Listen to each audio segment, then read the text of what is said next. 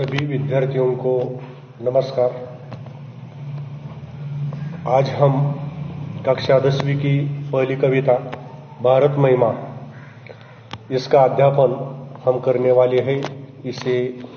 इसकी पढ़ाई मैं आज करने वाला हूं और यह कविता समझ कर लेने की हम सब कोशिश करेंगे। तो पिछले साल भी इस कोरोना की वजह से हमने कुछ रिकॉर्डेडता सिखाई आपको भेजी थी कक्षा 9वीं में, और कुछ महीने वीडियो या ऑनलाइन के माध्यम से आपसे संपर्क स्थापित करने की कोशिश इस स्कूल ने, पाठशाला ने की है। पिछले साल भी बहुत विषयों का ऑनलाइन टीचिंग या अध्यापन हो चुका है और इस साल भी अब तक स्कूल शुरू नहीं हो रहे हैं। इसलिए हम आज से प्रत्येक विषय का ऑनलाइन जो टीचिंग है वह शुरू करने वाले हैं। तो इसकी जो समय तालिका है, टाइम टेबल, वो आपको ग्रुप पर भेज दिया जाएगा। इसलिए आपकी समझ में आएगा कि किस दिन को किस विषय का रिकॉर्डेड तासिका या उस शिक्षक का पीरियड होने वाला है। तो कक्षा 9वीं का रिजल्ट हो चुका है। बिना परीक्षा दिए आप पास हो चुके हैं। बिना परीक्षा दिए मतलब आपकी जो वार्षिक परीक्षा है वो नहीं हो पा रही है कोरोना की वजह से, इस लॉकडाउन की वजह से। इसलिए फिर भी जो आपसे कुछ टेस्ट हमने ली थी, ऑनलाइन टेस्ट ली थी या कुछ लिखित टेस्ट लिए थी, उसके आधार पर हमने कक्षा 9वीं का रिजल्ट किया है और सभी छात्र इस कक्षा में उत्तीर्ण हो चुके हैं और अब कक्षा 10वीं में सबका प्रवेश हो चुका है। इसलिए आप सभी छात्रों का कक्षा 10वीं में फिर से एक बार अंतःकरण से, दिल से आप सभी का स्वागत करता हूं। तो वैसे तो हमें मालूम है कि 10वीं कक्षा का जो रिजल्ट है, निकाल है, 9वीं कक्षा के आधार पर हो चुका है और 12वीं की कक्षा का जो रिजल्ट है वह शायद 10वीं या 11वीं की कक्षा पर आधारित है। इसलिए किसी भी कक्षा को कम नहीं समझना चाहिए। उस वर्ष में जो भी शिक्षक आपको अध्यापन करेंगे, पढ़ाई करेंगे, उसका बारीकी के साथ, सूक्ष्मता के साथ आप उसे देखना जरूरी है, पढ़ाई करनी जरूरी है, ईमानदारी के साथ, कर्तव्य तत्परता के साथ। क्योंकि हमारे माता पिता का जो सपना है कि हमारा बेटा बड़ा हो जाएगा, कुछ कर्तव्य करेगा और उनके सपने पूरे हो जाएंगे, इस प्रकार की आस जो तुम्हारे सभी माता पिता आस लगा रखे हैं, तो उनका सपना पूरा करने के लिए ईमानदारी के साथ पढ़ाई करना जरूरी है। क्योंकि अब बोर्ड के हाथ में भी कोई तुम्हारी मार्क नहीं रही है, अंक नहीं रहे हैं। जो आप साल भर में जो हम आपको अध्यापन करने वाले हैं, तो आपका काम कैसा है, ऑनलाइन ये जो रिकॉर्डेड क्लास है आप देखते हैं या नहीं, हम जो लिखित कार्य आपको देते हैं वे करते हैं या नहीं, ऑनलाइन टेस्ट हम हर 15 दिन के बाद भेजने वाले हैं वे आप छुड़ाते हैं या नहीं, इसका हम बारीकी के साथ ऑब्जर्वेशन, निरीक्षण करने वाले हैं और उस पर ही तुम्हारे बोर्ड के मार्क उस पर अवलंबित है। इसलिए सभी विद्यार्थियों को ध्यान में रखना आवश्यक है कि इस साल में जितना भी स्कूल की ओर से जो अध्यापन शुरू हो रहा है, पढ़ाई शुरू हो रही है, स्कूल बंद है लेकिन फिर भी पढ़ाई जारी है, ये जो उपक्रम है इसमें आपको प्रामाणिकता के साथ, ईमानदारी के साथ भाग लेना है। क्योंकि आपके काम पर ही कक्षा 10वीं के ही मार्क मिलने वाले हैं। तो शिक्षक ही आपको हर एक विषय के मार्क वे देंगे। इसलिए ईमानदारी के साथ, प्रामाणिकता के साथ आपको यह काम करना पड़ेगा। मतलब यदि आपने ईमानदारी के साथ काम किया तो आपको अच्छे अंक मिलेंगे। मतलब अंक मिलना यह हमारे हाथ में नहीं है, तुम्हारे हाथ में है। यदि हम जो समय पर काम आपको बताएंगे वह यदि समय पर काम किया, चाहे वर्ग पाठ हो, चाहे स्वाध्याय गृह पाठ हो, ऑनलाइन टेस्ट हो, निबंध लेखन हो, व्याकरण हो, उपयोजित लेखन हो, यह सारा काम यदि आप समय पर करेंगे तो आपको बहुत सारे मार्क वो शिक्षक देने वाले हैं। क्योंकि बोर्ड भी अब एग्जाम जो आपकी परीक्षा है वह लेने में असमर्थता है, यह लॉकडाउन की वजह से, कोरोना की वजह से, इस महामारी बीमारी की वजह से।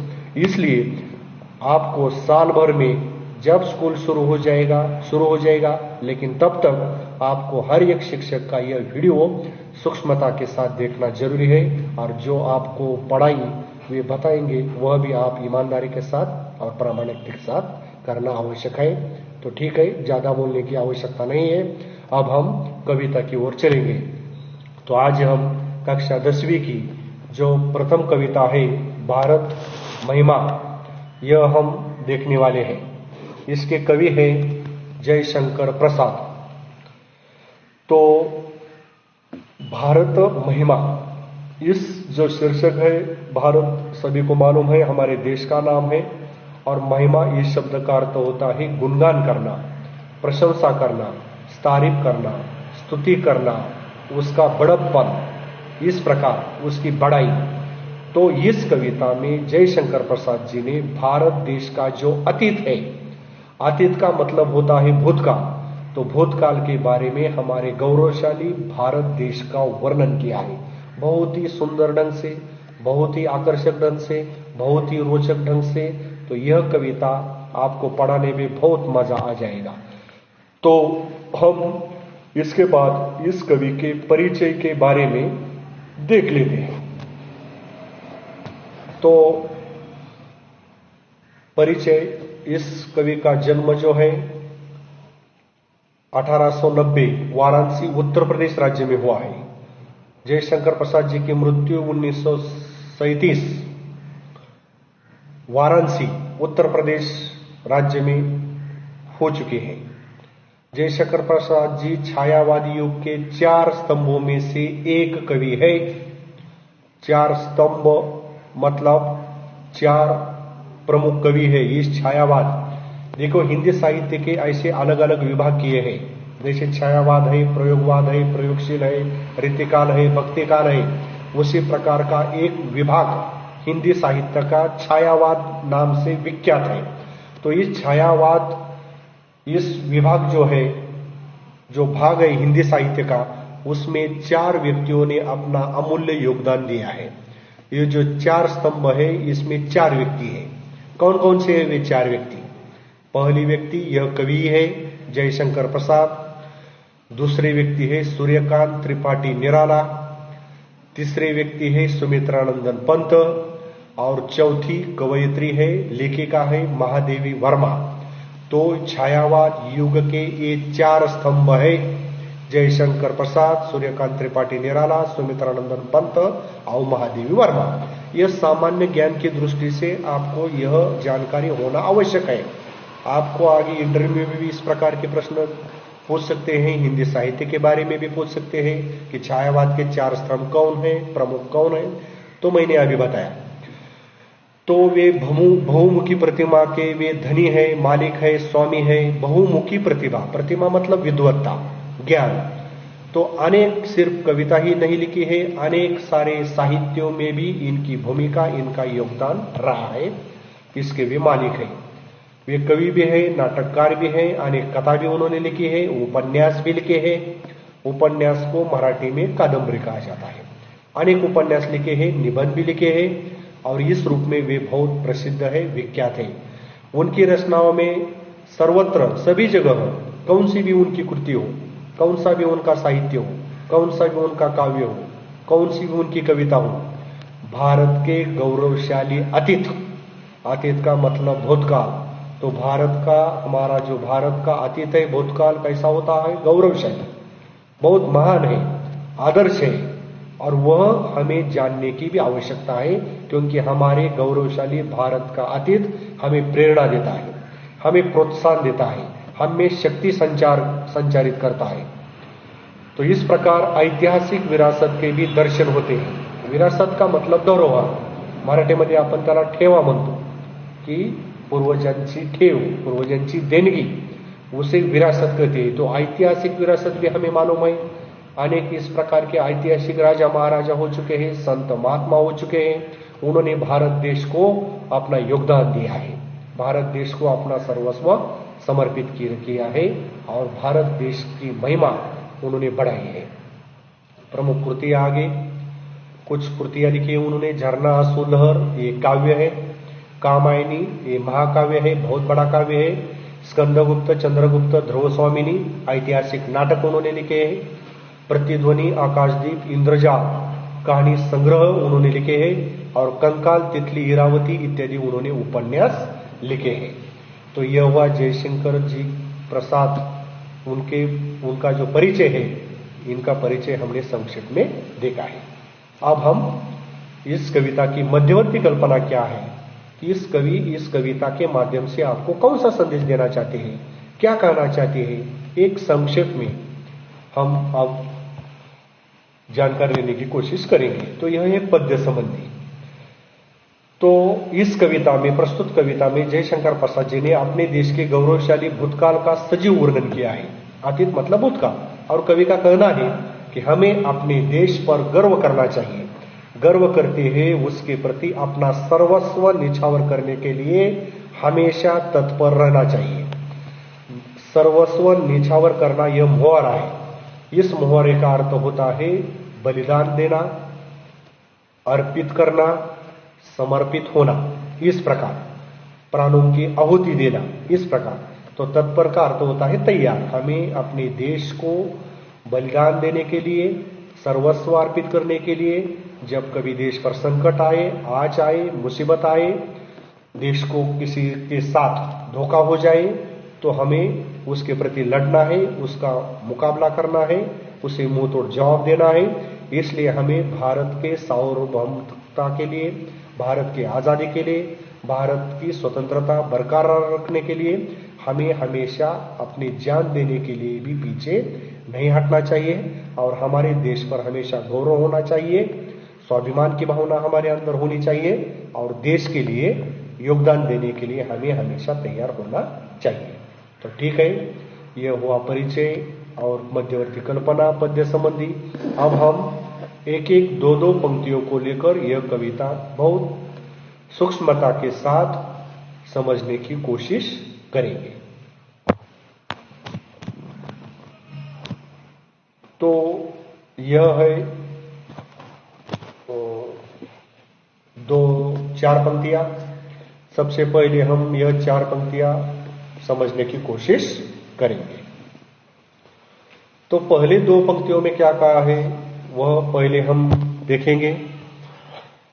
हिमालय के आंगन में उसे किरणों का दे उपहार, उषा ने हंस अभिनंदन किया और पहनाया हीरक हार। देखिए, इसमें कुछ कठिन शब्द है तो वह पहले समझने की कोशिश करेंगे, क्योंकि कठिन शब्द समझने के अलावा सिवाय आपको यह कविता समझ में नहीं आएगी। इसलिए कठिन शब्द की ओर बढ़ते हैं हम। हिमालय के आंगन में उसे किरणों का दे उपहार। उपहार यह एक शब्द है।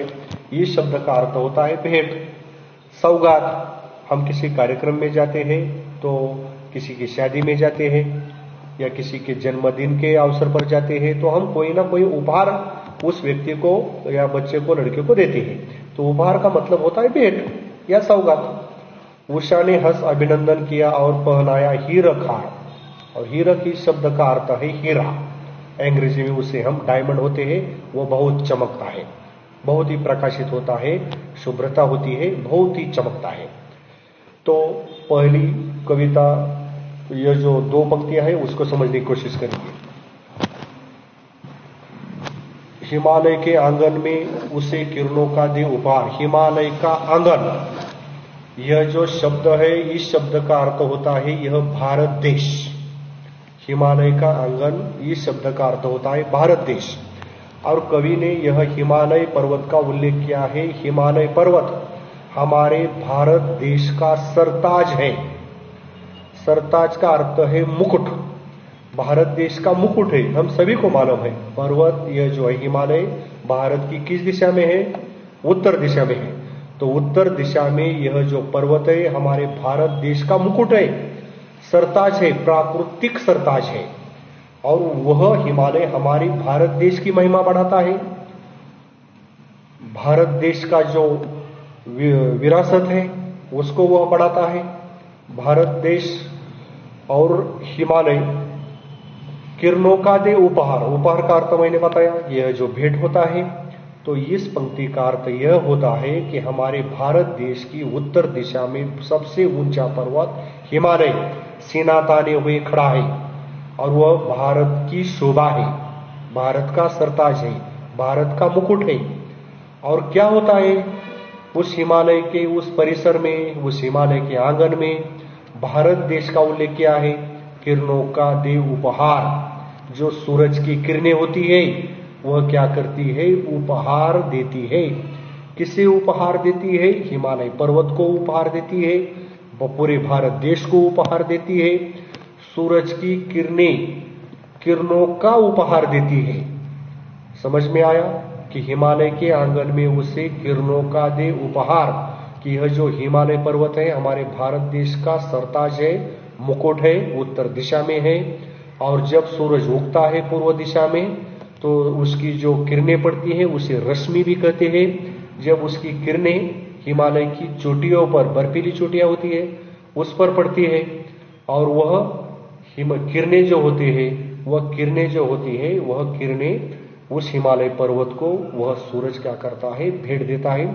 भारत देश को यह किरणें भेंट देता है। आगे उषा ने हंस अभिनंदन किया और पहनाया हीरक हार। तो सुबह हो गई, सूरज उग कर आया, उसकी हल्की हल्की किरणें इस पृथ्वी पर पड़ी, हिमालय की चोटी पर पड़ी, हिमालय के पर्वत पर पड़ी।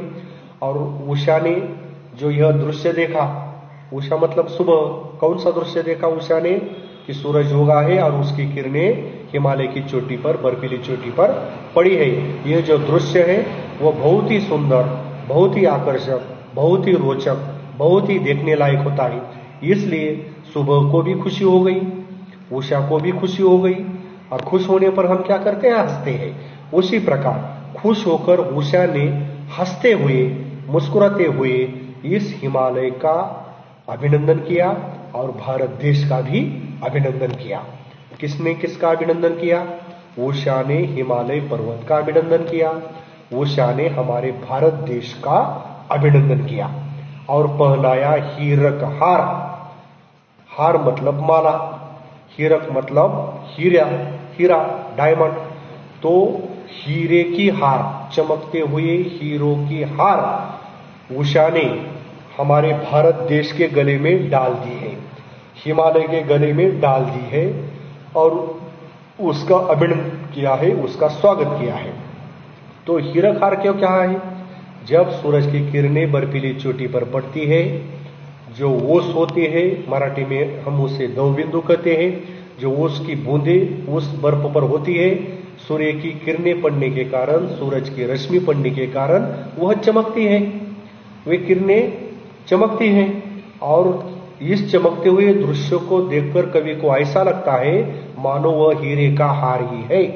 हीरे का हार भी क्या होता है, चमकता है। और चमकता हुआ हीरे का हार उषा ने क्या किया है, हिमालय के गले में डाल दिया है और भारत देश के भी गले में डाल दिया है। इस प्रकार इन दो पंक्तियों का अर्थ हो चुका है। आगे की दो पंक्तियां हम देखेंगे। सबसे पहले कठिन शब्द देखेंगे। जगे हम लगे जगाने विश्व, लोक में फैला फिर आलोक, व्योमतम पुंज हुआ तब नष्ट, अखिल संस्कृति हो उठी आशो। बहुत ही सुंदर अर्थ, बहुत ही बढ़िया अर्थ इन दो पंक्तियों के माध्यम से जयशंकर जी प्रसाद जी आपको क्या कहना चाहते हैं हम देखेंगे। जगे हम लगे जगाने विश्व, लोक में फैला फिर आलोक। लोक इस शब्द का अर्थ होता है पूरी दुनिया, विश्व या संसार। आलोक इस शब्द का अर्थ होता है प्रकाश, आलोक का अर्थ प्रकाश। व्योमतम, इसमें दो शब्द है, एक है योम, दूसरा है तम। व्योम शब्द का अर्थ होता है आकाश और तम इस शब्द का अर्थ होता है अंधेरा। पुंज इस शब्द का अर्थ होता है समूह या इकट्ठा। नष्ट मतलब विनाश। अखिल इस शब्द का अर्थ है संपूर्ण, पूरी। और संस्कृति इस शब्द का अर्थ है संसार, विश्व, दुनिया, जग। और अशोक इस शब्द का अर्थ है शोक रहित, जहां दुख की भावना नहीं, जहां तकलीफ नहीं, जहां दर्द नहीं, जहां पीड़ा नहीं, जहां वेदना नहीं। अशोक, शोक का मतलब होता है दुख, और अ का मतलब नहीं, अशोक, दुख नहीं होना, दुख रहित। तो लोक का अर्थ होता है दुनिया, आलोक का अर्थ होता है प्रकाश। व्योम तम, व्योम मतलब आकाश, तम मतलब अंधेरा, पुंज मतलब समूह, अखिल मतलब संपूर्ण, संस्कृति मतलब दुनिया, और अशोक का अर्थ होता है दुख रहित। तो अब हम यह दूसरी पंक्ति समझने की कोशिश करेंगे। तो कवि इन दो पंक्तियों के माध्यम से कहना चाहते हैं कि सबसे पहले जगे हम इस दुनिया में। जब सुबह होती है हम जागते हैं, बराबर। लगे जगाने विश्व, हम पहले खुद जगे और बाद में लोगों को जगाया, बाकी के लोगों के, पूरे दुनिया के लोगों को। और जगाने के बाद क्या हुआ, लोक में फैला फिर आलोक। देखिए यह शब्द से अर्थ अलग है और इसके पीछे अलग अर्थ होता है। यह छायावादी कविता है, इसलिए ये छायावादी कविता में क्या होता है, पंक्ति हमें ऊपर से अलग दिखाई देती है, उसमें से जो अर्थ अलग छिपा रहता है। तो पंक्ति का साधारण अर्थ क्या होता है, सुबह हो गई, हम जगे और सारी दुनिया को हम जगाने लगे और दुनिया में प्रकाश फैला। तो इसका अर्थ ऊपरी तौर पर यह होता है, लेकिन इसमें छिपा हुआ अर्थ हमें देखना आवश्यक है, वह कविता की दृष्टि से बहुत महत्वपूर्ण है। तो इस कविता में क्या अर्थ बताया है, इस पंक्ति के आड़ में, बाजू में, जगे हम कि मतलब सबसे पहले इस दुनिया में हम जाग उठे। सबसे पहले हम जाग उठे मतलब इसका अर्थ क्या होता है कि हमें मालूम है कि विश्व का प्राचीन विश्वविद्यालय जो है नालंदा है। नालंदा यह विश्वविद्यालय हमारे भारत देश में ही था। विश्वविद्यालय के माध्यम से अनेक लोगों ने ज्ञान प्राप्त किया, वो ज्ञानी बन गए और भारत देश के लोग प्रथम ज्ञानी बने।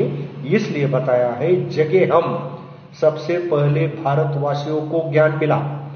और फिर वे भारतवासी वे कैसे हैं, वे दयालु हैं, शांति प्रिय है, इसलिए वे सबका भला चाहते हैं। वह ज्ञान अपने पर ही सीमित नहीं रखा उन्होंने, लगे जगाने विश्व, पूरे विश्व में हमें वह ज्ञान प्रसारित किया, लोगों को ज्ञान देने का काम किया। क्योंकि ज्ञान देने से बढ़ता है, ज्ञान देने से क्या होता है, ज्ञान देने से ज्ञान बढ़ता है। और हमने जब सारे दुनिया में ज्ञान देने की कोशिश की, ज्ञान का प्रसार करने की कोशिश की, तो क्या हुआ, लोक में फैला फिर आलोक। लोक पूरी दुनिया में आलोक फैल गया। आलोक मतलब प्रकाश फैल गया। किसका प्रकाश फैल गया, ज्ञान का प्रकाश फैल गया, जानकारी का प्रकाश फैल गया। तो यह पहली पंक्ति का अर्थ इस प्रकार होता है, दुनिया में सबसे पहले भारतवासी जग गए, मतलब सबसे पहले ज्ञान भारतवासियों ने प्राप्त किया और वह ज्ञान उन्होंने अपने लिए सीमित नहीं रखा, उस ज्ञान का उन्होंने पूरी दुनिया में प्रसार किया। और अज्ञान जो नष्ट हो चुका है और पूरी दुनिया में भारतीय लोगों ने ज्ञान का प्रसार किया और ज्ञान से यह पूरी दुनिया आलोकित हो गई, प्रकाशित हो गई। पूरी दुनिया को भी वह ज्ञान मिल चुका। दूसरी पंक्ति का अर्थ देखते हैं क्या कहा है, व्योमतम पुंज हुआ तम नष्ट, अखिल संस्कृति हो उठे अशोक। व्योम का अर्थ मैंने बताया आकाश, तम का अर्थ मैंने बताया अंधेरा, पुंज का अर्थ मैंने बताया समूह, नष्ट का मतलब विनाश। तो यह अंधेरा इस दुनिया में कितना था, व्योमतम, व्योम मतलब आकाश, आकाश से धरती तक अंधकार ही अंधकार था। तम मतलब अंधकार, किसका अंधकार, अज्ञान का अंधकार। सभी लोग अज्ञानी थे, ज्ञानी नहीं बने थे, तब की यह बात है। तो आकाश से धरती तक व्योमतम, अंधकार ही अंधकार था, मतलब पूरी दुनिया में अंधकार था, किसका, अज्ञान का। तो अज्ञान रूपी अंधकार क्या हुआ, नष्ट। अज्ञान रूपी अंधकार कब नष्ट होगा? जब ज्ञान रूपी प्रकाश फैलेगा। जो को देखिए, हमारे घर में भी अंधकार होता है रात के समय। वह अंधकार कब नष्ट हो जाएगा? जब हम बिजली शुरू करते हैं, बल्ब या लाइट शुरू करते हैं, तो अंधेरा खत्म होता है। तो अंधकार किससे खत्म होता है? बिजली से। तो यह अज्ञान का अंधकार किससे खत्म होगा? ज्ञान के प्रकाश से। अज्ञान का अंधकार है और हम ज्ञान का प्रकाश से वो क्या करेंगे? नष्ट करने की कोशिश करेंगे। यही बताया है, बहुत ही सीधा साधा अर्थ कि व्योमतम मतलब आकाश से धरती तक पूरी दुनिया में अंधकार का, अज्ञान का अंधकार प्रसारित हो चुका था या फैल गया था। वह नष्ट हो गया। कब नष्ट हो गया? क्योंकि भारतीयों ने ज्ञान का प्रकाश पूरी दुनिया में फैलाया। तो भारतीयों ने ज्ञान का प्रकाश पूरी दुनिया में फैलाने के कारण अज्ञान रूपी अंधकार क्या हो गया? नष्ट हो गया। और आखिर संस्कृति मतलब पूरी दुनिया, विश्व, जग, संसार दुख रहित हो चुका है। दुख रहित हो चुका मतलब अब किसी को दुख नहीं। क्यों दुख नहीं? क्योंकि हमें क्या आया है? ज्ञान आया है। हमें क्या आया है? ज्ञान आया है। और ज्ञान आने के कारण वह जो दुख होता है, दुख नष्ट होता है। मतलब हमें पहले ज्यादा काम करना पड़ता है और ज्यादा काम करने के कारण हमें तकलीफ होती है। लेकिन यह विज्ञान की प्रगति हो गई, अनुसंधान हो गया, हमें ज्ञान मिल गया, तो अनेक प्रकार के साहित्य, अनेक प्रकार के साधन वैज्ञानिकों ने क्या किए हैं? तैयार किए हैं। और इसलिए अब किसी को दुख नहीं होता, किसी को तकलीफ नहीं होती, किसी का दर्द नहीं होता। सभी का जीवन ठीक ठाक और बहुत ही सुख शांति के साथ वह चल रहा है। तो आगे की और एक हम पंक्ति देखेंगे और उसके बाद यह तासिका हम समाप्त करेंगे। कुछ टेक्निकल प्रॉब्लम इस मोबाइल को आया है, लेकिन फिर भी एक दो पंक्ति देखने के बाद यह तासिका हम समाप्त करेंगे। तो आगे की जो पंक्ति है तो यह है,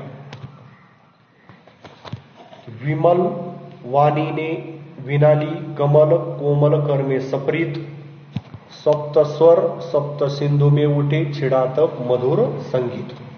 तो सबसे पहले कठिन शब्द हम देखेंगे कि विमल, इस शब्द का अर्थ होता है पवित्र।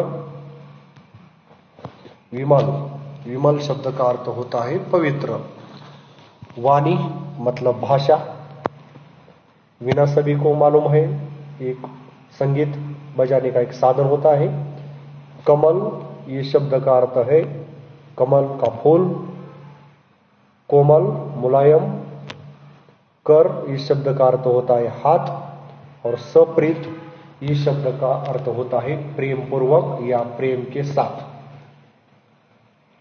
तो पहली पंक्ति सबसे पहले हम देखेंगे।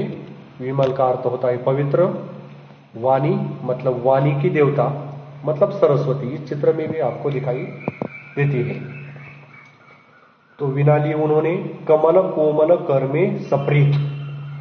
तो सरस्वती ने, विमल मतलब पवित्र, इस वाणी की जो देवता है वह पवित्र देवता है। सरस्वती ज्ञान का प्रतीक है। उनके हाथ में हमेशा हम देखते हैं कि वीणा होती है। और उन्होंने वीणा कैसे ली, उनके हाथ कैसे है, यह कवि आपको बताना चाहते हैं। तो वह कमल जैसे कोमल मुलायम हाथ है। कोमल हाथ है कमल के फूल जैसे। और कर मतलब हाथ, कोमल जैसे मुलायम हाथ में इस सरस्वती ने सप्रीत मतलब प्रेम भाव के साथ प्रेम पूर्वक हाथ में वीणा ली।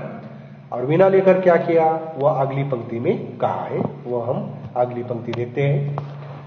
सप्त स्वर सप्त सिंधु में उठे छिड़ा तब मधुर साम संगीत।